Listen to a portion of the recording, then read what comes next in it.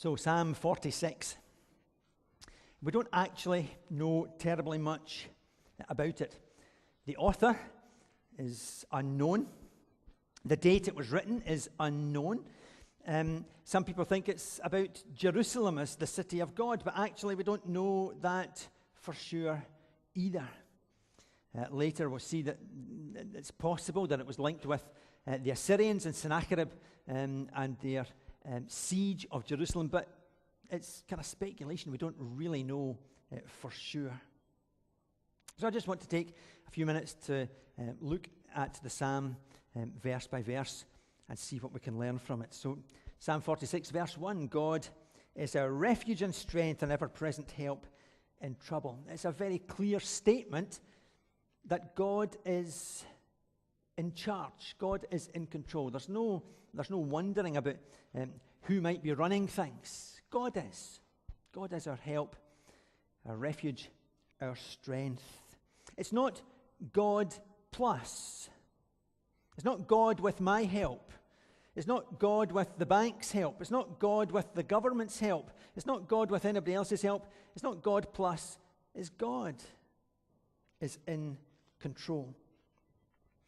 And He is the one to whom we can go for security and for safety as individuals and as a nation. The idea that He is this ever-present help, there's two ideas that are kind of associated with that. The first is the readiness of God to be found by those who need Him. What do we do when we need help? Well, as children, we quite often go, Mom, or Dad. We ask somebody, we go to the one that we think will be able to help us, to look after us. God is there. God is present in trouble. And He's willing to be found.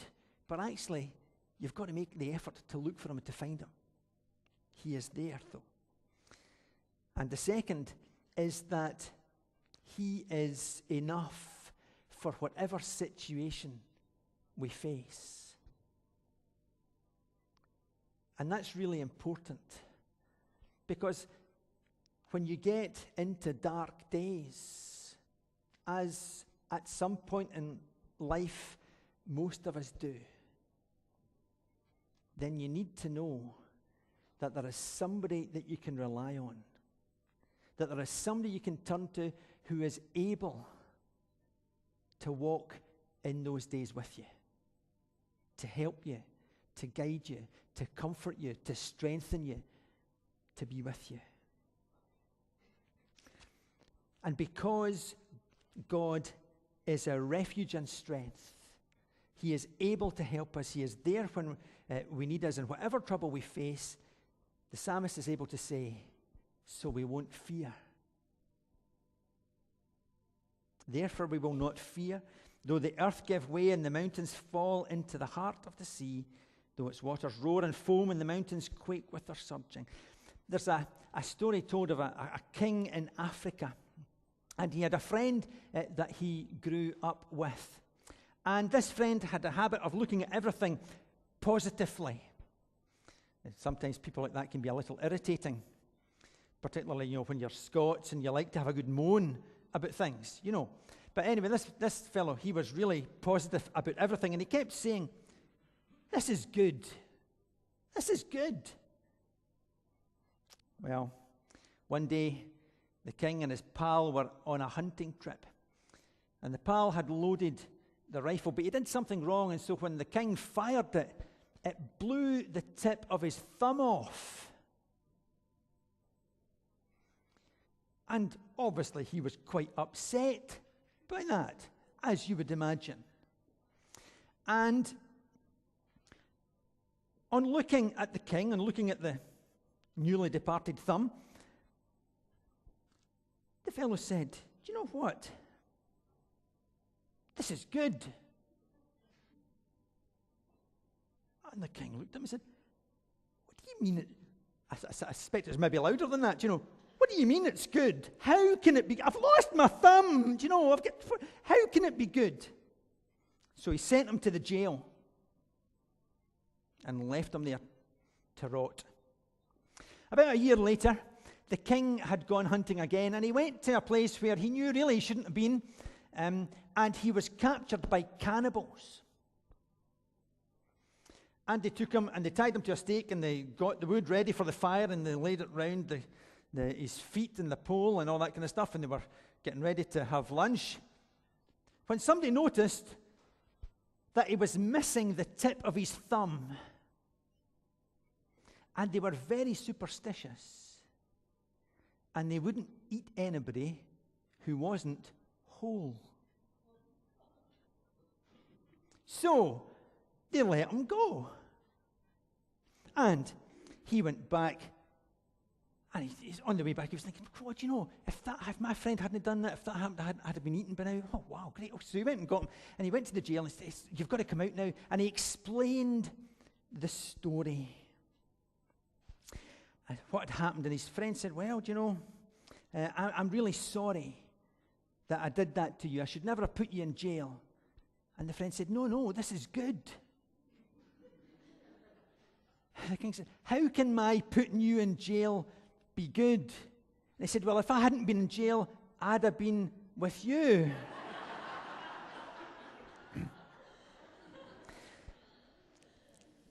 So, in a way, you know, we kind of do that. We look at things, and sometimes we try and make the good appear in everything that happens. And sometimes it's right, and sometimes actually things that have happened are because we've done something we shouldn't have done.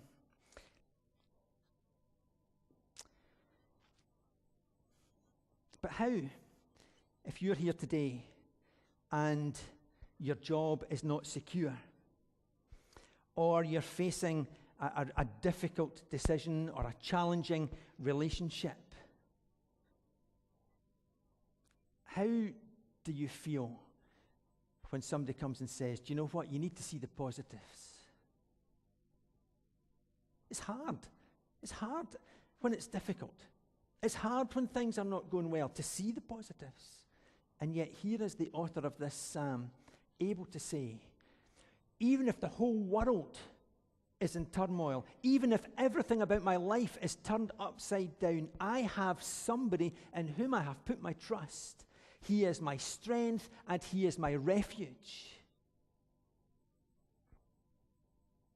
And because God has given us place, it is possible to see something positive. So often when we get into situations, what we do is we ask, where is God? But it's a sort of challenge, almost, because we've started with the problem. Why am I facing this? Why is this happening to me? Where is God in this? But actually, if you start with, God is in this, what is he trying to teach me? It puts it into a completely different perspective. Over the past 10 years, we have seen natural turmoil, the tsunami that hit Japan, Hurricane Sandy. We've seen earthquakes in Turkey. We've seen floods and famines. We've seen wars that have killed thousands. Countries riven with disease. There is real turmoil in the world. We've seen economic failure, the collapse of governments and countries and the whole banking system in chaos.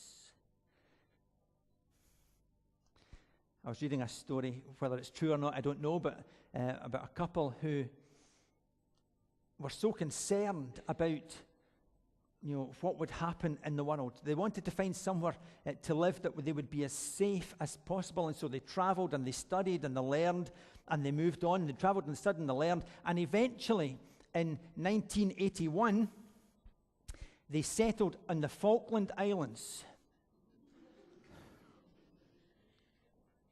Nothing is certain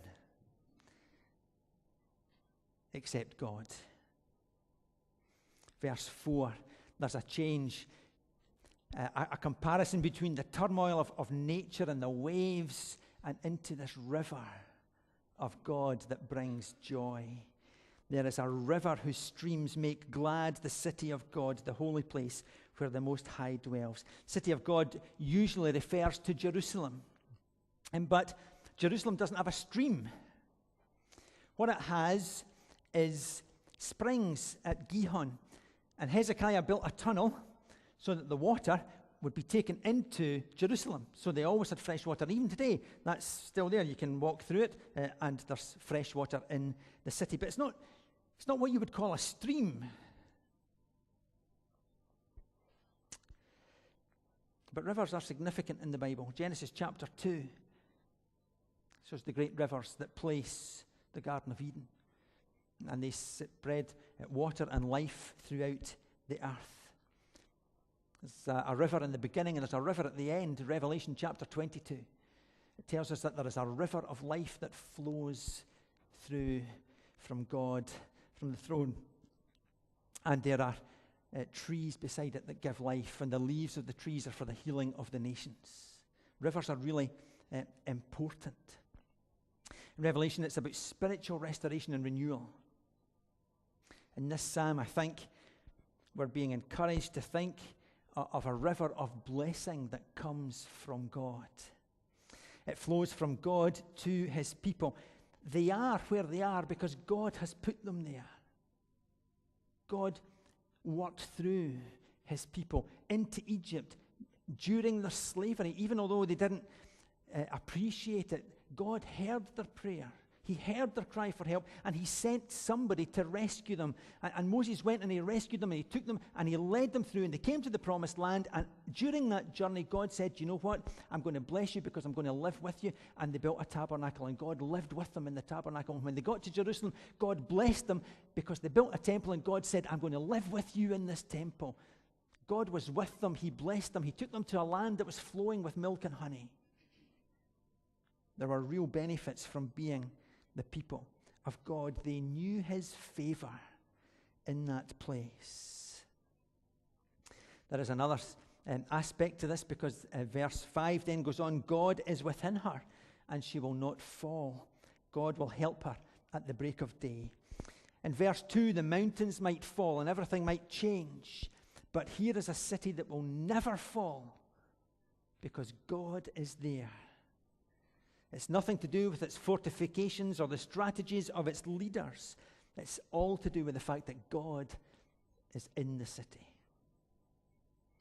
And that's, I think, where the link with Isaiah chapters 36 and 37 come in. The Assyrian army has surrounded the city. And you can imagine the noise that an army would make when it comes with its chariots and its wagons, and everybody shouting instructions and orders to each other, and they're camped around the city. And maybe even, the rumbling of the horses and the carts and the chariots coming, that would have sounded like thunder. And maybe the ground did shake. And the people cried out to God, and during the night, 185,000 Assyrians were killed. And so you can imagine how, looking out onto that, the writer of this psalm would say, look what God has done. This city can never fall. But actually, I think it's talking about a spiritual city, a city where God dwells forever. The idea that this happens at the break of day, God will help her at the break of day, is, again, it's something that's come up before. In Exodus, on the journey from Egypt, they come to the sea, and Moses takes his staff and he puts it in, and they walk across on dry land, and they walk all day and all night. And at daybreak, they've all crossed. The Egyptians are following through, and the sea goes back. It was at daybreak that God brought deliverance. And so, at daybreak, God will help them. It was also at daybreak that when they looked out from the walls of Jerusalem, they saw the Assyrian army devastated. So much so that they packed up and went home. The siege was lifted. There's a real glory about the city of Jerusalem. In the Old Testament, the temple was beautiful. The palaces were beautiful. The walls were secure. It must have been an amazing place to be in. And yet the glory comes not from any of that, but the fact that God has chosen to live there. He was with them in the wilderness. He was with them in the city of Jerusalem. But do you know what? A greater glory was to come. One night, hundreds of years later, when an angel appeared to some shepherds on a hill and said, "Today in the city of David, a baby is born who will be Christ the Lord." And you know what? There's greater glory still to come to Jerusalem, because God's word tells us that one day there will be a new Jerusalem, a heavenly Jerusalem, where God will dwell forever. Verse 6.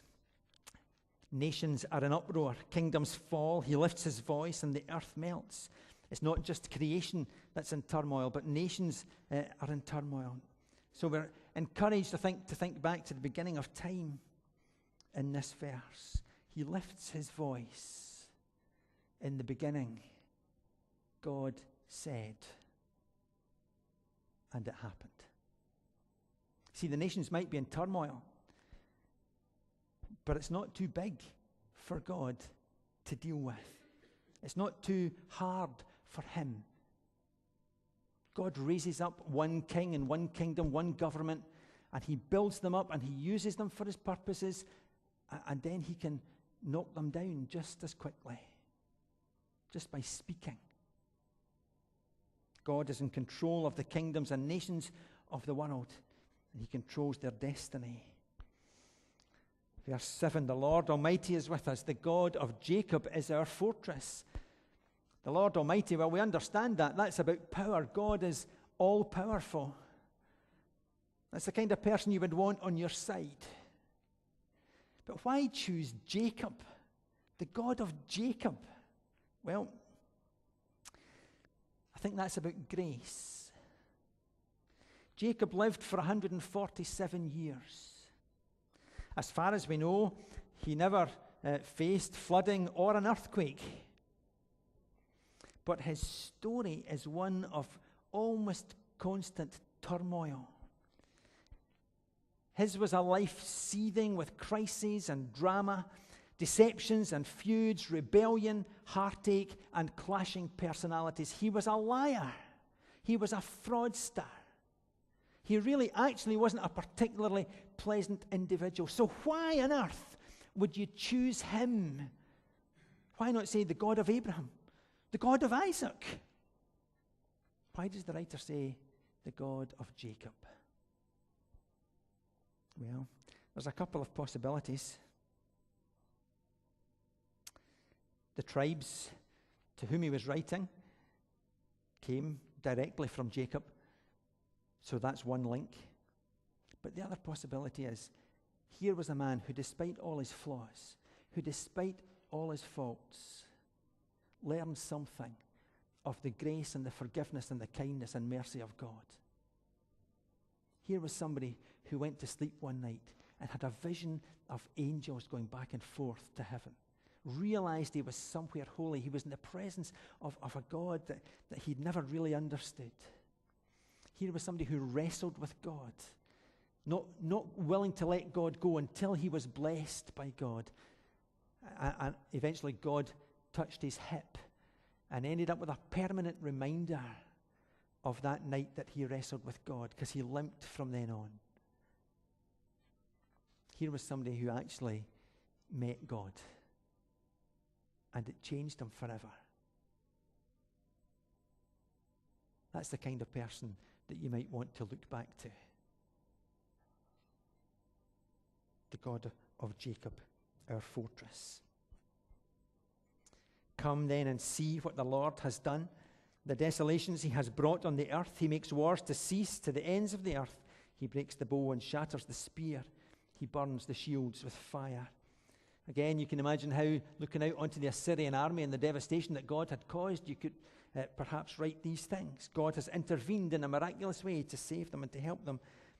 But ultimately, the end of war and the burning of shields and the getting rid of weapons will only happen when Christ returns.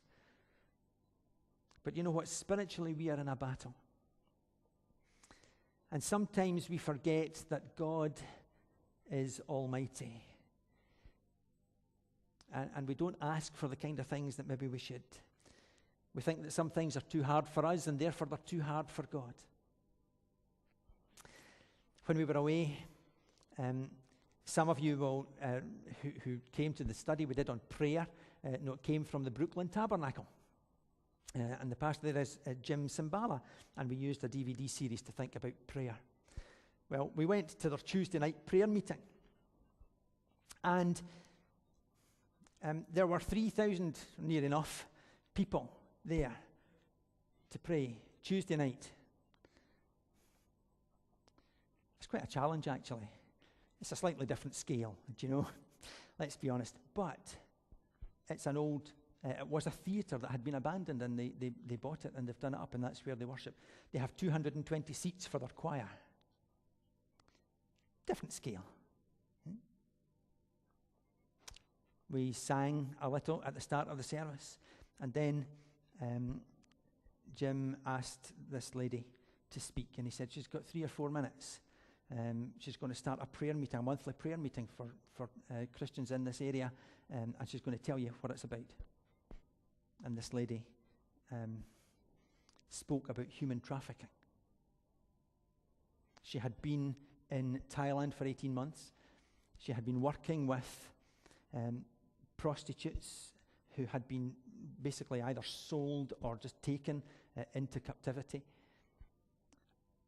And all they knew how to do was to love these women. And to show them that actually the love or what they were getting from men wasn't real. But there was somebody who really loved them. There was a God in heaven who loved them more than they would ever really know or understand. And she talked about Moldova, where over the past few years, 30,000 children have been taken. They've just disappeared. Don't know where they are. 30,000. One country. And then she talked very briefly about what human trafficking looked like in New York.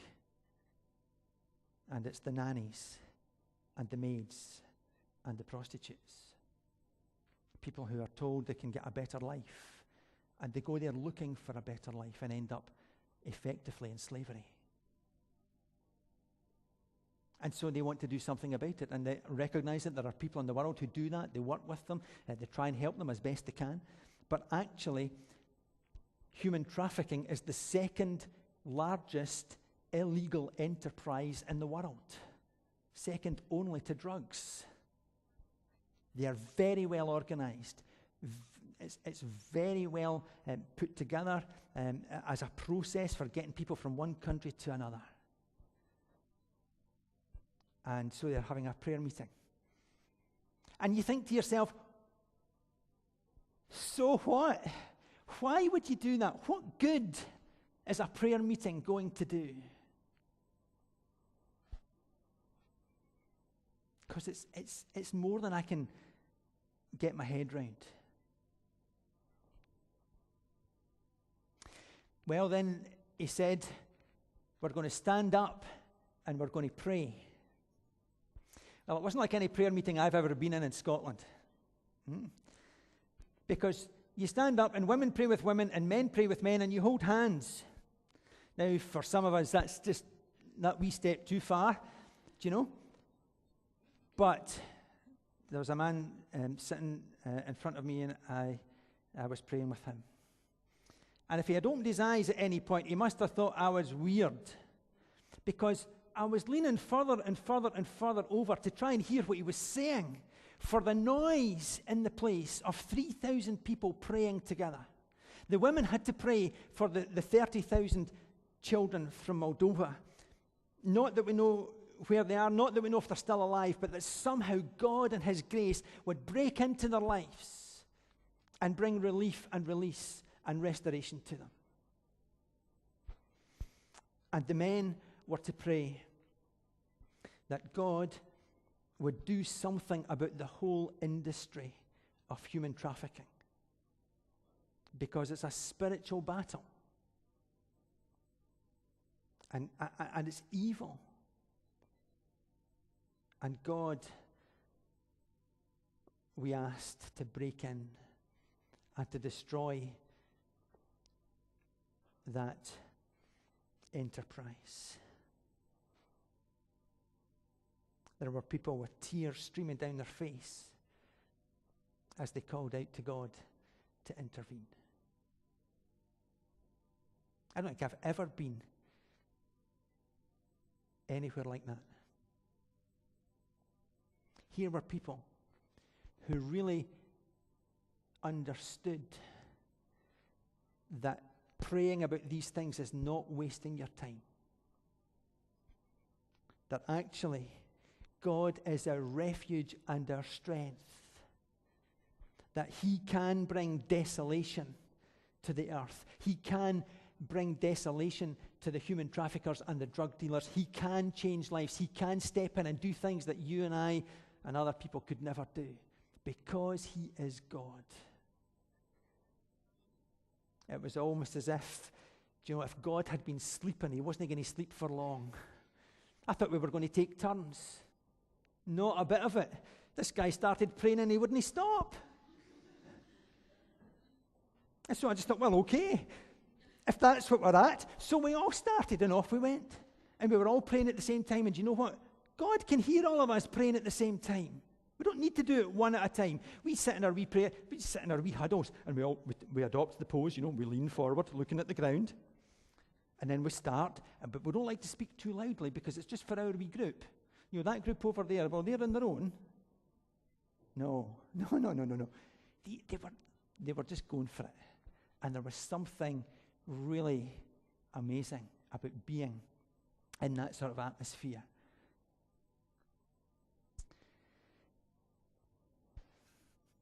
God says, be still and know that I am God. That is not just a comfort for the harassed.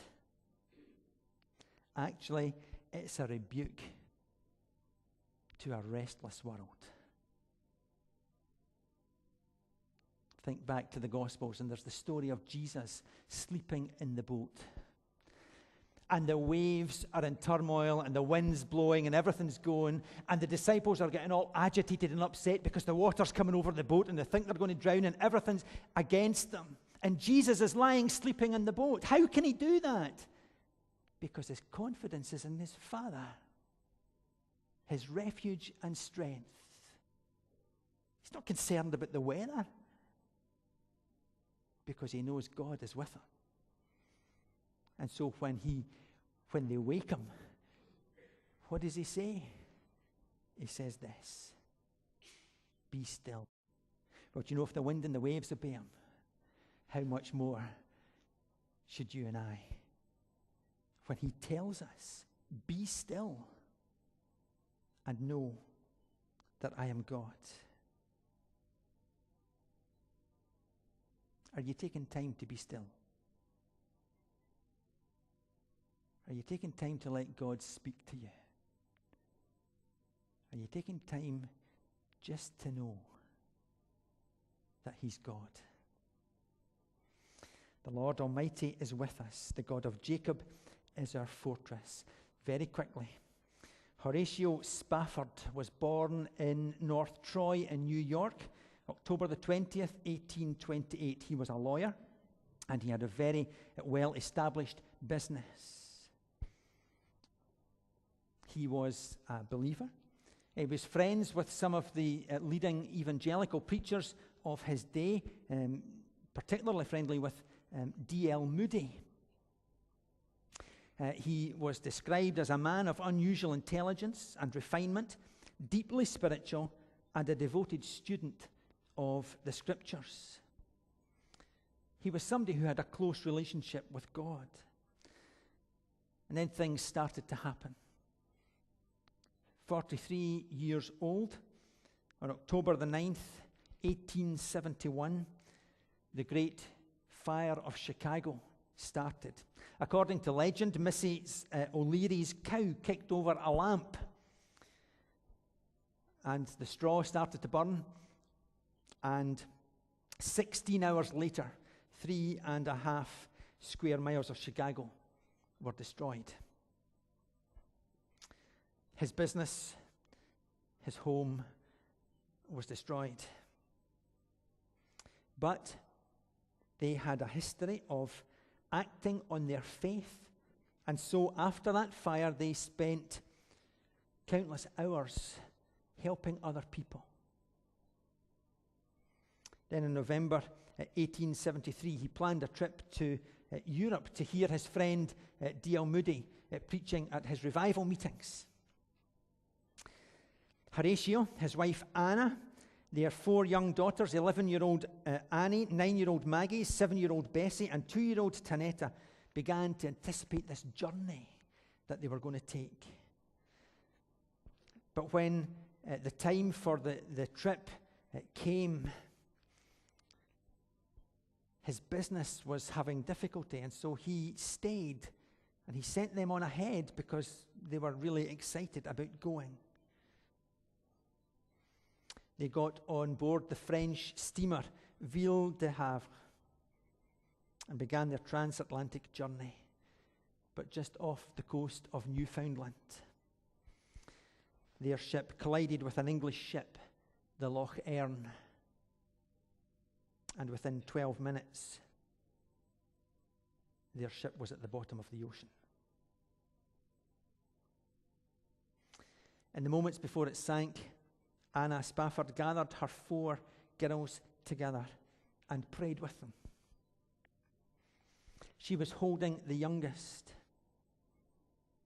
but as the waves came over the decks, the other 3 disappeared.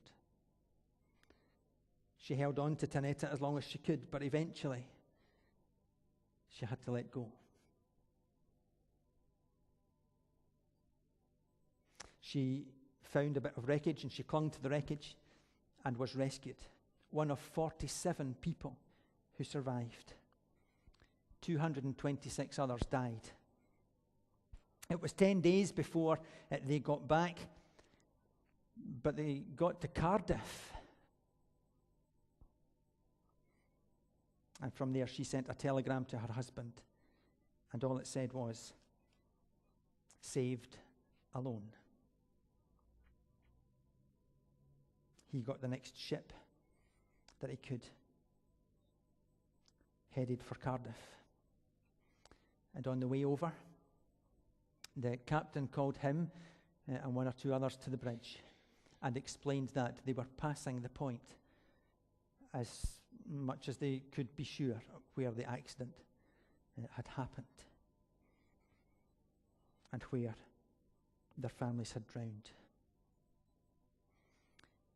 Horatio Spafford stood on the bridge, contemplating the loss of his girls. And then he went to his cabin and he wrote a poem that begins like this. When peace, like a river, attendeth my way, when sorrows, like sea billows roll, whatever my lot, thou hast taught me to say, it is well with my soul. Here was somebody who understood the depth of the message of Psalm 46. God is our refuge and our strength, a present help in trouble. And to close,